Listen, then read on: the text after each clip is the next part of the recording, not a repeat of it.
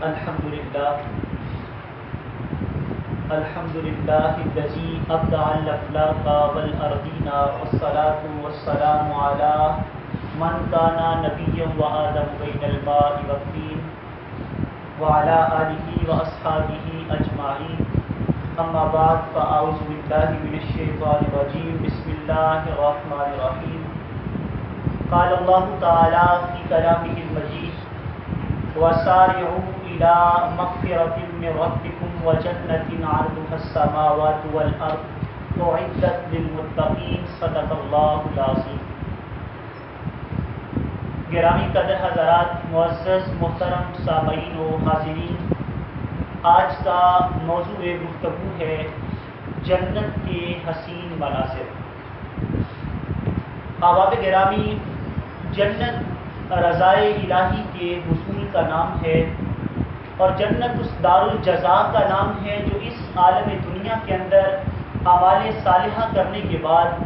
مومنین کو اور متقین کو آخرت کے اندر جو نعمت عطا کی جائے گی. احباب گرامی، جنت کا معنی کیا ہے؟ امام راغب اصفہانی رحمۃ اللہ تعالی علیہ آپ اپنی کتاب مفردات کے اندر اس بات کو لکھتے ہیں، فرماتے ہیں کہ جنت کا لغوی جو معنی ہے وہ ہے کسی چیز کو چھپا لینا، کیونکہ جنہ سے ماخوذ ہے، اور اسی وجہ سے دل کو بھی جنان کے لفظ کے ساتھ یاد کیا جاتا ہے، کیونکہ دل بھی سینے کے اندر پوشیدہ ہوتا ہے اور حواس خمسہ میں سے کسی کے ساتھ اسے محسوس نہیں کیا جا سکتا. اور پھر جو ہے اسی طرح پیٹ کے اندر، ماں کے پیٹ کے اندر جو بچہ ہوتا ہے اس کے اوپر جنین کا لفظ بولا جاتا ہے، کیونکہ وہ بھی مخفی ہے. ایسے ہی جنگ کے میدان کے اندر جو مجاہد ڈھال استعمال کرتا ہے جس کے ذریعے سے وہ تیروں سے، تلواروں سے اور نیزوں سے بچتا ہے، اس کو جنہ کہتے ہیں، یعنی اس کے ذریعے سے بھی وہ اپنے آپ کو محفوظ رکھتا ہے. تو سارے معنی اگر ملا لیے جائیں تو مطلب یہ بن جاتا ہے جو چیز مخفی ہے اس کو جنہ، جنین یا جنان یا جنہ کا لفظ اس کے اوپر بولا جاتا ہے. جنت کا معنی جو ہے ایسا باغ ہے جس کے درخت اتنے گنے ہوں کہ دھوپ جو ہے وہ زمین تک نہ پہنچ سکے، یعنی ہر ایسے باغ پر یہ جنت کا لفظ بولا جاتا ہے، عربی کے اندر یہ لفظ استعمال ہوتا ہے. اور خصوصی طور پر وہ جنت جو آخرت کی ہے اس کو جنت کیوں کہتے ہیں؟ یا تو یہ وجہ ہے کہ اس کے درخت بہت گنے ہیں کہ زمین جو ہے وہ دکھائی، عمومی اوپر سے دیکھا جائے تو زمین دکھائی نہیں دیتی، اور یا پھر یہ معنی ہے کہ وہ چیز چونکہ جنت ہماری آنکھوں سے مخفی ہے، اسے ہم دیکھ نہیں سکتے اس عالم دنیا کے اندر، تو اس لیے اس کے اوپر جنت کا لفظ بولا جاتا ہے. قرآن مجید میں بھی رب ذوالجلال نے اسی طرف اشارہ فرمایا ہے: وَسَارِعُوا إِلَىٰ مَغْفِرَةٍ مِّن رَبِّكُمْ، اپنے رب ذوالجلال کی طرف سے مغفرت کی طرف آؤ، وَجَنَّةٍ، اور اس جنت کی طرف عَرْضُهَا السَّمَاوَاتُ وَالْأَرْضُ، جس کی چوڑائی زمین و آسمان کے برابر ہے، اعدت للمتقین، یہ متقین کے لیے تیار کی گئی ہے. اسی جنت کا جو یہ معنی بھی ذہن میں رکھیے کہ جنت ایک نہیں، جنتیں جو ہیں امام راغب اصفہانی مفردات میں لکھتے ہیں جنتیں 7 ہیں جن کے مختلف درجے ہیں، مدارج ہیں. جنت الفردوس ہے جو سب سے اعلیٰ مرتبہ ہے، پھر جنت عدن ہے، پھر جنت دار الخلد ہے، پھر جنت دار النعیم ہے، پھر جنت مأوا ہے، پھر جنت دار السلام ہے، پھر جنت علیین ہے. یعنی اس کے مختلف درجے ہیں. یہ تو جنت کی مختلف اقسام ہیں، پھر ہر قسم کے اندر کئی کئی درجے ہیں. ترمذی شریف کی ایک روایت ہے، رسول کریم صلی اللہ علیہ وسلم نے ارشاد فرمایا: اِنَّ فِي الْجَنَّةِ 100 درجہ، فرمایا جنت کے اندر جو ہے وہ 100 درجات ہیں، اور ہر درجے کا جو اس کی وسعت کا حال کیا ہے، ایک روایت کے اندر رسول کریم صلی اللہ علیہ وسلم نے ارشاد فرمایا: اگر ایک سوار 100 سال تک سواری کو دوڑاتا رہے تو ایک درجے کی وسعت کو نہیں پا سکتا. اور ایک روایت کے لفظ ہے کہ اگر کل کائنات کے لوگ جنت کے ایک درجے میں جمع کر دیے جائیں تو لواسعتہم، وہ جنت کا درجہ ان سب سے پھر بھی وسیع ہو جائے، اتنی اس کی وسعت ہے۔ اور ایک روایت کے لفظ ہیں، رسول کریم صلی اللہ علیہ وسلم نے ارشاد فرمایا ما بین کل درجتین، دو درجوں کے درمیان جو جگہ ہے اس کی وسعت کا حال یہ ہے، اس کی وسعت اتنی ہے جیسے کہ ما بین السماء والارض، جتنا زمین و آسمان کے درمیان فاصلہ ہے اتنا ایک درجے کی وسعت ہے۔ جیسا کہ رب ذوالجلال نے اپنے پاک کلام میں فرمایا عرضها السماوات والارض۔ بدر کا میدان لگا ہے اور ایک صحابی رسول کریم صلی اللہ علیہ وسلم کی بارگاہ میں حاضر ہوئے اور کھجوریں کھا رہے تھے۔ اس وقت امام الانبیاء علیہ السلام لوگوں کو آواز دے رہے ہیں وَسَارِعُوا إِلَىٰ مَغْفِرَةٍ مِّن رَّبِّكُمْ وَجَنَّةٍ عَرْضُهَا السَّمَاوَاتُ وَالْأَرْضُ، آؤ مغفرت کی طرف، آؤ اس جنت کی طرف جس کی چوڑائی زمین و آسمان کے برابر ہے۔ صحابی جب یہ بات سنتے ہیں تو عرض کرتے ہیں وقفن وقفن یا رسول اللہ عرضها السماوات والارض، واہ واہ حضور کیا بات ہے، اتنی بڑی جنت سرکار یہ ملے گی کیسے؟ فرمایا اسے ملے گی جو اپنی زندگی اپنے رب کے نام لگا دیتا ہے۔ صحابی رسول نے عرض کی حضور بس اتنی سی بات ہے، یعنی میدان جنگ میں میں جاؤں اور شہادت کا مرتبہ پا جاؤں؟ یعنی رب کے نام زندگی لگانا مختلف انداز سے، کوئی عبادات سے لگاتا ہے، کوئی میدان جنگ میں شہادت کے ساتھ لگاتا ہے، کوئی تقوی اختیار کر کے، تو یہ مختلف درجے ہیں اور مختلف راستے ہیں۔ عرض کی یا رسول اللہ بس اتنی سی دیر ہے، بس میں میدان میں جاؤں اور جا کر شہید ہو جاؤں تو جنت مل جائے گی؟ تو حضور نے فرمایا ہاں۔ تو صحابی نے کھجوروں کو نیچے رکھ دیا، کہا پھر یہ کھجوریں مجھے دیر کیوں کروا رہی ہیں؟ کھجوریں رکھ کے فوراً گئے میدان میں، شہید ہو گئے اور جنت کے راہ پر۔ تو بتانے کا مقصد یہ ہے جنت کتنا انمول خزانہ ہے۔ حضرت ابو ہریرہ رضی اللہ تعالیٰ عنہ آپ نے رسول کریم صلی اللہ علیہ وسلم کی بارگاہ میں عرض کی یا رسول اللہ صلی اللہ علیہ وسلم حضور جنت کا میٹیریل کیا ہے، جنت بنی کیسے ہے؟ یہ بھی بڑی لطیف بات ہے اور سمجھنے والی، جنت کس طرح تخلیق کس طرح پائی ہے؟ امام الانبیاء علیہ الصلوۃ والسلام نے ارشاد فرمایا جنت کی تخلیق کا حال یہ ہے کہ لبنۃ من ذہب، اس کی ایک اینٹ سونے کی ہے، وَلَبْنَةٌ مِّن فِضَّةٍ، اور ایک اینٹ اس کی چاندی کی ہے، وَمَلَاتُهَا الْمِسْكُ الْأَصْفَرُ، اور اس کا گارا جو استعمال کیا گیا ہے وہ گارا یہ مٹی نہیں جس طرح ہم مکان بناتے ہیں، نہ یہ سیمنٹ ہے، وہ گارا کون سا ہے؟ فرمایا وہ کستوری کی خوشبو جو ہے اس کے ساتھ لگائی گئی۔ سونے اور چاندی کی اینٹوں کو آپس میں جوڑنے کے لیے کستوری کو استعمال کیا گیا ہے۔ اور پھر یہ ہے اس کی بجری جو اس کے اندر چیزیں استعمال ہوتی ہیں وہ کیا ہے؟ وَحَسْبَاؤُهَا اللُّؤْلُؤُ وَالْيَاقُوتُ، اور اس کے اندر جو بجری استعمال کی گئی ہے وہ یا تو موتی ہیں یا ہیرے ہیں۔ یہ اس کا وہ زمین کے اندر جو فرش ہے اس کا حال ہے۔ اور پھر ارشاد فرمایا وَتُرَابُهَا الزَّعْفَرَانُ، اور اس کی مٹی جو ہے وہ زعفران کی ہے۔ فرمایا مَن يَدْخُلُهَا، جو بندہ اس کے اندر داخل ہو جائے گا يَنْعَمُ وَلَا يَبْأَسُ، اس کی نعمتیں ہی نعمتیں اس کے پاس رہیں گی، کبھی اس کی نعمتیں ختم نہیں ہوں۔ یخلد ولا یموت، ہمیشہ رہے گا، کبھی اسے موت نہیں آئے گی۔ اور پھر ارشاد فرمایا اس کے کپڑے جو ہیں وہ میلے نہیں ہوں گے، ولا یفنا شبابہ، اور کبھی ان کی جوانی ختم نہیں ہوگی، ہمیشہ جوان رہیں گے۔ یہ جنت کی جو آب و ہوا ہے اور جنت کی جو فضا ہے اس کی نعمتوں کا حال ہے۔ ایک روایت کے اندر امام الانبیاء علیہ الصلوۃ والسلام نے ارشاد فرمایا ما من شجرۃ فی الجنہ الا ساقها من ذهب، فرمایا جنت کے جتنے بھی درخت ہیں کوئی درخت ایسا نہیں ہے کہ جس کا تنا جو ہے وہ سونے کا نہ ہو، ہر درخت کا تنا سونے کا بنا دیا گیا ہے۔ اور رسول کریم صلی اللہ علیہ وسلم کا ایک فرمان امام ابن عساکر کی کتاب میں نقل کرتے ہیں، فرماتے ہیں امام الانبیاء علیہ الصلوۃ والسلام نے ارشاد فرمایا جنت کے اندر ایک جنتی کا جو ادنا مرتبہ ہوگا، کم از کم مرتبہ ہوگا، وہ یہ ہوگا کہ اس کو 80,000 خادم اور 72 جنت کی حوریں جو ہیں وہ دی جائیں گی، جس کے اندر 70 وہ جنت کی حوریں ہوں گی اور باقی وہ جو اس کی دنیا کی جو ازواج ہیں، ایک بیوی یا جتنی بیویاں اس کی دنیا کی ہیں وہ بھی جنت کو اس کے ساتھ ہوں گی اگر وہ مسلمان اور مومنہ ہوں۔ اور پھر یہ ہے یہ بھی یاد رکھیے کہ جنت کی حور کی خوبصورتی کا حال کیا ہے۔ مشکاۃ شریف کی ایک روایت ہے، رسول کریم صلی اللہ علیہ وسلم نے ارشاد فرمایا لو ان امرأۃ من اہل الجنہ اشرفت الی اہل الارض اگر جنتی خواتین میں سے ایک خاتون زمین کی طرف بس دیکھ لے تو لملأت الارض ریح مسک، تو پوری زمین کو کستوری کی خوشبو سے بھر دے۔ اور فرمایا والا اذهبت ضوء الشمس والقمر، جب وہ دیکھے تو اس کا اتنا نور ہے، اتنی روشنی ہے، اتنا حسن ہے کہ زمین کے اندر جو سورج اور چاند روشنی دیتے ہیں یہ ساری روشنی اس کی روشنی کے آگے مات پڑ جائے، اتنی اس کی روشنی ہے۔ اور پھر جو ہے امام سخاوی علیہ رحمہ کی ایک بات کرتا چلوں جو آپ مقاصد الحسنہ میں لکھتے ہیں کہ جنت کی حوروں کو جو اتنا حسن ملا ہے وہ ملا کہاں سے ہے؟ کہتے لا یکمل حسن حور العین، جنت کی جو حوریں ہیں ان کا حسن اتنی دیر تک مکمل نہیں ہوتا الا بسواد بلال، حسن تب پورا ہوتا ہے جب حضرت بلال حبشی کے رنگ کا ایک ایک جو ہے وہ تل ان کی پیشانیوں پہ لگا دیا جائے، یہ ان کے حسن کی تکمیل ہے۔ یہ حضور کے غلام کے حسن کا حال یہ ہے، حور و غلما بھی رشک کرتے ہیں اللہ اللہ بلال کیا کہنا، ان کا حسن و جمال کیا کہنا، اور جمال پر یہ جلال کیا کہنا۔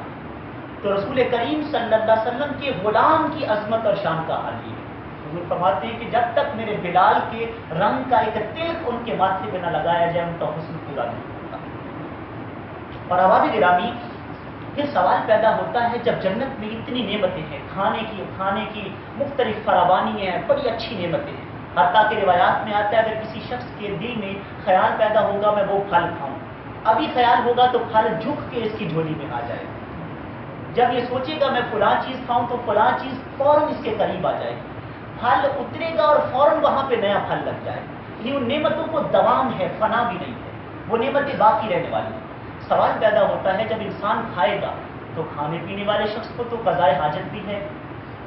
تو جب یہ قضائے حاجت ہے تو جنت پاکیزہ جگہ ہے، تو اس کا معاملہ کیا ہوگا؟ یاد رکھیں رسول کریم صلی اللہ علیہ وسلم نے ارشاد فرمایا جنت میں جو انسان نعمتیں استعمال کرے گا، جو نعمتیں کھائے گا وہاں قضائے حاجت نہیں ہوگی، وہاں کیا ہوگا؟ بدن سے ایک پسینہ نکلے گا اور اس پسینے کے ذریعے سے انسان کی وہ حاجتیں ساری دور ہو جائیں گی، اور پسینہ بھی بدبودار نہیں ہوگا، پسینہ بھی مشک و عنبر سے زیادہ خوشبودار ہوگا، اس پسینے کی خوشبو کا بھی حال یہ ہے، اور انسان کی تمام وہ حاجتیں اس پسینے کے ذریعے سے دور کر دی جائیں گی۔ پھر ایک بڑا لوگ لغو سا ایک سوال کرتے ہیں جو بڑا بے تکا سا بھی ہے، لیکن اس کا جواب دینا چونکہ موضوع ایسا چل رہا ہے ضروری سمجھتا ہوں۔ لوگ کہتے ہیں جناب جب مردوں کو یہ جو ہے وہ حوریں ملیں گی، یعنی 72 حوریں 70 حوریں ان کو دی جائیں گی تو عورتوں کو کیا ملے گا؟ عورتوں کو بھی چاہیے کہ غلمان اتنی تعداد میں ملیں۔ تو یاد رکھیں یہ بڑا ایک بے حیائی پر مبنی سوال ہے، ایسے خیالات ہی جنت میں پیدا نہیں ہوں گے کہ عورتیں ایسی چاہت کریں کہ ہمیں جو ہے وہ اس طرح جو ہے وہ زیادہ مرد جو ہے وہ دیے جائیں، ایسی چاہت کرنا اس وہاں پہ جنت میں یہ کیفیت ہی پیدا نہیں ہوگی، کیونکہ جنت پاکیزہ جگہ ہے، وہاں یہ شیطانی وساوس اور خیالات نہیں آئیں گے۔ تو اس طرح یہ بات ذہن میں رکھیں، جیسے کوئی شخص یہ بات پسند نہیں کرتا کہ اس کے کئی باپ ہوں، ویسے اس کو یہ بات بھی سوچنی نہیں چاہیے کہ ایک عورت کے کئی شوہر ہوں، اس بات کو سوچنے سے بھی اسے گریز کرنا چاہیے۔ اور پھر یہ سوال ہوتا ہے کہ ایک مرد کے نکاح میں دنیا میں بعض اوقات 2 3 4 بیویاں ہوتی ہیں، یا ایک بیوی کو طلاق دے دیتا ہے پھر دوسری سے نکاح کرتا ہے، تو اب یا یوں کہہ لیں کہ ایک عورت جو ہے اس کا ایک مرد کے ساتھ نکاح ہوتا ہے، اس سے طلاق کے بعد دوسرے مرد کے ساتھ ہوتا ہے، یا اس کا شوہر فوت ہو جائے تو پھر دوسرے مرد کے نکاح میں آتی ہے۔ اب یہ عورت کس کے نکاح میں رہے گی جنت کے اندر؟ یا وہ مرد جس کے نکاح میں زیادہ بیویاں ہیں اس کا حال کیا ہوگا؟ وہ تو بات سادہ سی ہے، اس کی جتنی بیویاں ہیں وہ اس کے ساتھ ہوں گی، اس کی رفاقت کی۔ اور وہ عورت جس کا ایک مرد سے نکاح ہوا دنیا میں، پھر اس سے طلاق کے بعد دوسرے مرد سے ہوا نکاح، تو اب اس کی 2 صورتیں ہیں، یا تو اس عورت نے اس حال میں انتقال کیا کہ وہ کسی مرد کے نکاح میں بھی نہیں ہے، مثال کے طور پر 2 مردوں سے 3 مردوں سے طلاق یافتہ ہے، اب اس عورت کو جنت میں اختیار دیا جائے گا کہ ان میں سے جو خوش اخلاق ہے اس کے پاس چلی جائے، اور جو عورت کسی مرد کے نکاح میں دنیا کے اندر فوت ہو، اگرچہ وہ پہلے کسی کی منقوحہ ہو یا مطلقہ ہو یا بیوہ ہو، تو وہ دوسرے مرد کے نکاح کے اندر جس کے نکاح میں وہ فوت ہوئی ہے اسی کے نکاح کے اندر جنت میں رہے گی۔ اور پھر جنت کی نعمتوں کا حال اور اس کے اندر جو انعامات خداوندی ہیں، اس کے اندر بڑی ایک جو ہے وہ رسول کریم صلی اللہ علیہ وسلم کی بڑا ایک محبت بڑا انداز بھی ہے کہ حضور کی خدمت میں ایک عورت آئی، اور عرض کرنے لگی یا رسول اللہ صلی اللہ علیہ وسلم دعا کریں کہ اللہ تعالیٰ مجھے جنت عطا کرے۔ اب وہ خاتون بوڑھی تھی تو امام الانبیاء علیہ السلام نے ان سے مزاح کرتے ہوئے حضور نے فرمایا کوئی بوڑھی جنت میں نہیں جائے گی۔ عورت حیران ہوگی، اس نے کہا حضور ہماری عبادتیں پھر کدھر گئی، ہمارے سجدوں کا کیا بنے گا، ہمارے روزوں کا، نمازوں کا، زکاتوں کا سرکار سب کچھ کیا، جب جنت ہی نہیں ملنی تو کیا فائدہ۔ جب جانے لگی تو حضور نے واپس بلایا، آپ نے فرمایا کیا تم قرآن نہیں پڑھتی؟ رب ذوالجلال فرماتا ہے کہ ہم عورتوں کو جوان کر کے جنت میں بھیجیں گے، بڑھاپے کی حالت میں نہیں بھیجیں۔ یعنی وہاں پہ جو بوڑھے بھی دنیا میں چلے جائیں وہ بھی جوانی کی حالت کے اندر جنت میں جائیں گے، ان کی بھی زندگی، جنت کی جو زندگی ہوگی وہ جوانی ہے۔ ایک اور شخص رسول کریم صلی اللہ علیہ وسلم کے پاس آیا اور عرض کرتا ہے حضور انی احب الخیل، حضور میں گھوڑوں کو بڑا پسند کرتا ہوں، آخر جنت کی خیل، حضور کیا جنت میں گھوڑا مل جائے گا؟ تو رسول کریم صلی اللہ علیہ وسلم نے ارشاد فرمایا جب تم جنت میں جاؤ گے تو اتیتا بخیل من یاقوتۃ، فرمایا پھر تمہیں یہ دنیا کا گھوڑا نہیں دیا جائے گا، یہ جو گھوڑا دنیا میں ملتا ہے یہ نہیں ہوگا، بلکہ وہاں جو گھوڑا تجھے ملے گا وہ یاقوت کا، موتیوں کا، ہیروں کا اور جواہرات کا بنا ہوا ہوگا، اور اس کے بلہو جناحان، اور اس کے 2 پر ہوں گے، جب تم اس پہ بیٹھو گے جہاں جانا چاہو گے وہ گھوڑا اپنے پروں کے ذریعے سے اڑا کے تمہیں اتر دے گا۔ جنت کے اندر رب ذوالجلال نے خود فرمایا وَلَكُمْ فِيهَا مَا تَشْتَهِي أَنفُسُكُمْ وَلَكُمْ فِيهَا مَا تَدَّعُونَ، جو انسان چاہے گا اسے مل جائے گا، جو مانگے گا اسے دے دیا جائے گا۔ اور پھر یہ ہے وہ جنت کے اندر سب سے بڑا انعام خداوندی کیا ہوگا؟ جب جنتیوں کو جنت میں داخل کر دیا جائے گا، رب ذوالجلال اپنے ان بندوں سے فرمائے گا میرے بندو کیا تم مجھ سے راضی ہو؟ بندے عرض کریں گے مالک ہمیں کیا ہے کہ ہم راضی نہ ہوں، جب تو نے ہم پہ اتنا کرم کر دیا، اتنا فضل فرما دیا کہ اپنی جنت عطا کر دی، اور وہ جنت جس کے متعلق رسول کریم صلی اللہ علیہ وسلم فرماتے ہیں جنت میں ایک چابک جتنی جگہ، ایک کوڑا رکھنے جتنی جگہ کسی کو مل جائے تو وہ ساری دنیا اور اس کے اندر جو کچھ ہے اس سے بہتر ہے۔ اور فرمایا جنت میں کسی آدمی کا ادنا مرتبہ یہ ہوگا، اس سے رب فرمائے گا تمنا، مانگو کیا مانگتے ہو، تمنا ویا تمنا، وہ بندہ مانگے گا اور مانگتا چلا جائے گا، حتیٰ کہ جب مانگ کے تھک جائے گا رب ذوالجلال فرمائے گا بس تو نے مانگ لیا، تو بندہ عرض کرے گا مالک میری وسعت طلب ہی اتنی تھی، اس سے زیادہ میں مانگ نہیں سکتا۔ رب ذوالجلال فرمائے گا پھر ہماری وسعت عطا کو دیکھ، یہ تیری وسعت طلب تھی، پھر ہماری وسعت عطا کو دیکھ، فرمایا لَكَ مَا تَمَنَّيْتَ وَمِثْلَهُ مَعَهُ، اتنا بھی تجھے دیں گے جتنا تو نے مانگا ہے، مگر اتنا اور اپنی طرف سے بھی تیرے دامن میں ڈال دیں، یا اپنے وقت کے اوپر ناز کر اور جنت کے اندر سیرے کر۔ تو اتنی عظیم جنت جب دے دی جائے گی،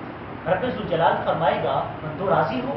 بندے عرض کریں گے مولا ہم کیوں راضی نہیں ہوں گے، جب اتنا تو نے ہم پر انعام کیا، ہمیں جہنم سے بچا کر جنت میں داخل کر دیا، اب ہم بلا کیوں راضی نہیں ہوں گے؟ تو رب ذوالجلال فرمائے گا کیا اس سے بھی بڑا انعام نہ تمہیں دے دوں؟ کہیں گے مالک اس سے بڑا انعام کیا ہے؟ یہاں اتنے عظیم درخت ہیں، ایک روایت میں رسول کریم صلی اللہ علیہ وسلم نے ارشاد فرمایا جنت میں ایک ایسا درخت ہے کہ جس کے اتنا وہ لمبا اور اتنا گھنا وہ درخت ہے کہ اس کے نیچے اگر ایک سوار 100 سال تک سواری کو، گھوڑے کو دوڑاتا رہے تو اس کی چھاؤں ہے وہ ختم نہیں ہوتی، اتنا وہ لمبا اور وسیع درخت۔ بس کریں گے مولا اس سے بڑا انعام کیا ہے؟ نہر رواں ہے دودھ شہد کی، اور پھر جو ہے وہ طرح طرح کے باغات ہیں، اس سے بڑا انعام کیا ہے؟ رب ذوالجلال فرمائے گا بندو اس سے بھی بڑا انعام کیا ہے؟ عرض کریں کہ مالک وہ انعام کیا ہے؟ خالق کائنات فرمائے گا وہ انعام یہ ہے ساری زندگی تم سجدے کرتے رہے لیکن مجھے دیکھا تو نہیں تھا، ساری زندگی میرے لیے روزے رکھتے رہے مگر میرا دیدار تو نہیں کیا، ساری زندگی میرے لیے اچھے کام کرتے رہے لیکن مجھے کوئی دیکھا تو نہیں تھا۔ عرض کریں گے مالک واقعی دیکھا تو نہیں تھا؟ رب ذوالجلال فرمائے گا فرشتوں آج میرے مبارک جو ہے وہ جلووں سے پردوں کو ہٹا دو تاکہ میرے بندے جو میری عبادتیں بن دیکھے کرتے رہے آج میرا چہرہ تک لے، آج میرے بندے کا دیدار بھی کر۔ تو وہاں رب ذوالجلال کا دیدار جو ہے یہ سب سے بڑا انعام جو ہے وہ انسانوں کو دے دیا جائے گا۔ مسلم شریف کی روایت ہے رسول کریم صلی اللہ علیہ وسلم نے ارشاد فرمایا وَاعْلَمُوا أَنَّكُمْ لَن تَرَوْا رَبَّكُمْ حَتَّى تَمُوتُوا فرمایا اے میرے امتیوں یاد رکھو تم اتنی دیر تک اپنے رب کو نہیں دیکھ سکتے جب تک کہ تمہیں موت نہ آ جائے. موت آنے کے بعد جب جنت میں جائیں گے تو پھر رب ذوالجلال کا دیدار سب سے بڑی نعمت جو ہے وہاں پہ میسر آئے گی. اللہ تعالیٰ کی بارگاہ میں التجا ہے خالق کی کائنات ہم سب کو انعامات خداوندی کے حصول کے لیے زیادہ سے زیادہ عبادات کرنے کی توفیق عطا فرمائے اور زیادہ سے زیادہ لگن کے ساتھ محبت کے ساتھ ذوق و شوق کی عبادت اور ذوق و شوق کی تلاوت عطا فرمائے. آمین. وآخر دعوانا ان الحمد للہ رب العالمین.